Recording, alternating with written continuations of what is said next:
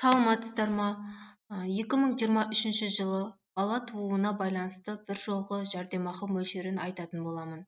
Бірінші, екінші, үшінші бала үшін 131.100 теңге төленеді. Төртінші және одан көп бала тууына байланысты 217.350 теңге төленеді. Бұл бір жолғы жәрдемақы. Жұмыссыз аналарда, жұмыс істейтін аналарда бір рет алатын болады. Келесі, жұмыссыз аналар 1,5 жасқа дейін 2023 жылы қанша теңге алып отырады ай сайын? Бірінші балаға 19.872 теңге, екінші балаға 23.495 теңге, үшінші балаға 27.083 теңге, төртінші және одан көп балаға 30.705 теңге алып отырады. Бұл жұмыссыз аналар үшін 1,5 жасқа дейін ай сайын алып отыратын жәрдемақы. Тыңдағандарыңызға рахмет. Ақпаратым пайдалы болса, менің каналыма тіркеліп, лайк басуды ұмытпаймыз.